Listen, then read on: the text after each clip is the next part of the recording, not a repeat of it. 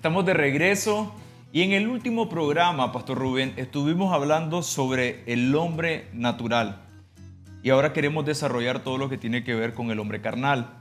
Pero entre estos dos hay una transición. ¿Usted pudiera compartirnos qué transición es esta que tiene que acontecer para pasar del natural al carnal? Algo que necesitamos entender es que Dios siempre va perfeccionando la obra en nosotros. Es decir, los procesos de Dios en nuestra vida tienen un sentido y un objetivo, y es completar la obra. Es decir, que nuestra vida pueda llegar a la estatura del varón perfecto, a la estatura de Cristo, que podamos vivir una vida al igual como Jesús la vivió. Entonces, muchas veces nosotros tenemos una perspectiva de producto acabado, cuando los diseños de Dios tienen que ver con procesos de perfeccionamiento en nuestra vida. Entonces, cuando hablábamos del hombre natural, yo podía ver al hombre natural saliendo de una condición de esclavitud. Este hombre natural no podía conocer de Dios, no podía experimentar la vida que está diseñada para él de parte de Dios. Pero una vez que ese hombre natural recibe a Jesús en su corazón, nace de nuevo, inicia uno de los procesos más extraordinarios de vida, porque inicia un proceso de perfeccionamiento. Un proceso donde su carácter va siendo moldeado, sus actitudes van siendo moldeadas, inicia un proceso de santificación, de consagración, de entendimiento de propósito. Comenzamos a vivir una vida donde comenzamos a ver las cosas desde la perspectiva de Dios. Y en 1 Corintios capítulo 3, versículo 1, dice el apóstol Pablo: de manera que yo, hermanos, no puedo hablaros como espirituales, sino como a carnales, como a niños en Cristo. Os di a beber leche y no vianda, porque aún no erais capaces, ni sois capaces todavía. Entonces, cuando nosotros vemos este versículo, lo que estamos viendo es que en ese proceso de perfeccionamiento hubo un freno. Es decir, la persona no logró alcanzar la dimensión donde Dios lo quería llevar. Y me impresiona mucho lo que dice Pablo, porque Pablo dice, hay un deseo de parte de Dios de hablarnos muchas cosas, de darnos muchas cosas. Hay un anhelo de Dios de darnos la sabiduría que viene de Él, pero hay una condición en la vida del ser humano que no nos permite recibir esa sabiduría, y es la condición a la cual la Biblia le llama el hombre carnal. El hombre carnal es ese tipo de hombre que no logró madurar en su proceso de crecimiento. Es ese tipo de hombre que se quedó en una condición de niño, y por ser niño todavía necesita recibir únicamente lo que es la leche espiritual y no puede recibir el alimento sólido.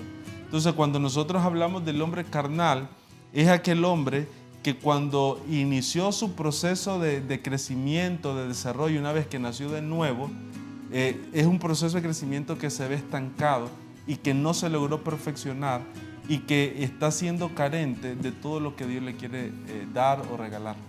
Importante también es retomar el versículo de 1 Tesalonicenses 5:23, cuando hablamos de que el hombre es tripartito y tiene espíritu, alma y cuerpo. El hombre carnal es el hombre almático. Cuando hablamos de almático, es el hombre que se guía por su intelecto, sus emociones y su voluntad. Considero que el hombre carnal es el que vive una situación muy difícil, porque pudiera parecer que está bien, pero realmente no está bien. Es como un espejismo. El hombre carnal, según el libro de Gálatas 3, versículo 3, dice, tan necios sois, habiendo comenzado por el Espíritu, ahora vais a acabar por la carne. Usted hablaba de un proceso. Dios no tiene un proceso de perfeccionamiento, donde entendemos que se da por la santificación del Espíritu Santo en nuestro ser. El problema del hombre carnal es que uno ya nació de nuevo. Él ya ha sido trasladado al reino. Fue lavado por la sangre del Cordero, pero igual tiene libertad de decisión, libre albedrío. Él todavía no ha tomado las decisiones más profundas en su vida con respecto a su compromiso con Dios. Puede estar siendo entrenado, puede estar siendo discipulado, puede estar oyendo un mensaje, inclusive puede estar sirviendo. pero aún su sistema emocional gobierna sus decisiones.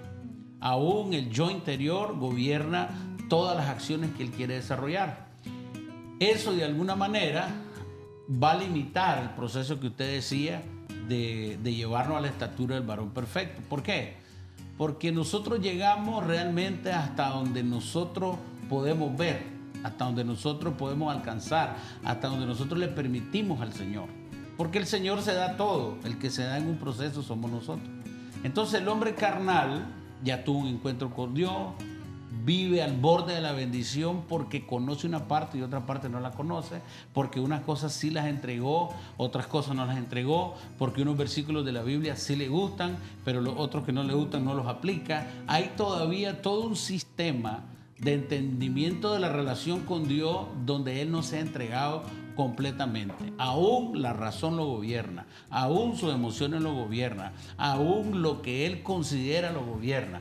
No, todavía es su propósito personal en esta vida y aún no ha trascendido a que sea el propósito de Dios en su vida. Ahora, usted hablaba de la inmadurez. No es malo ser inmaduro. Gálatas 4 nos dice que mientras el heredero es niño, en nada difiere del esclavo. La condición de niño no es algo que sea malo o algo reprobable, sino que todos pasamos por ese proceso. El tema es quedarse ahí. Entonces, el hombre carnal puede estar inmaduro porque no continúa el proceso o puede estar solamente viviendo por lo que él quiere. O sea, o es una decisión de él no seguir avanzando o es que le falta capacitación. Entonces, son diferentes porque una persona puede haber llegado a la iglesia hoy y hoy decidir hacer muchas cosas con Dios en una decisión profunda y el crecimiento de él va a ser rapidísimo. Y lo vas a ver transicionar en un proceso de perfeccionamiento por el Espíritu rápido. Puede haber una persona que tenga 20 años en la iglesia y todavía no ha decidido dar los otros pasos de obediencia con Dios. Entonces, yo veo el hombre carnal puede llegar a ámbitos de crecimiento y como decía Gálatas 3, y puede tener retroceso. Por eso hay personas que avanzan, se estancan, algunos retroceden, personas que han caminado fiel y de pronto ocurre algo en el camino y entonces fracasan en alguna área y fue muy fuerte el golpe emocional y quiebra su relación con Dios.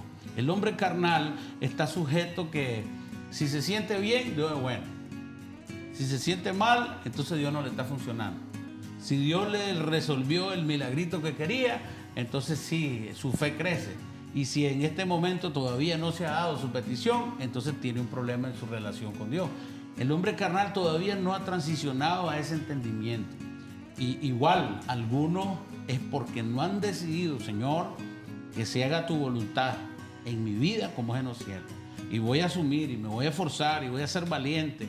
Y en los momentos difíciles me voy a agarrar de ti y hoy decido que mi yo interior no es el que me domina, sino que voy a entregar mi corazón al Señor para que me guíe, para que me santifique y me procese.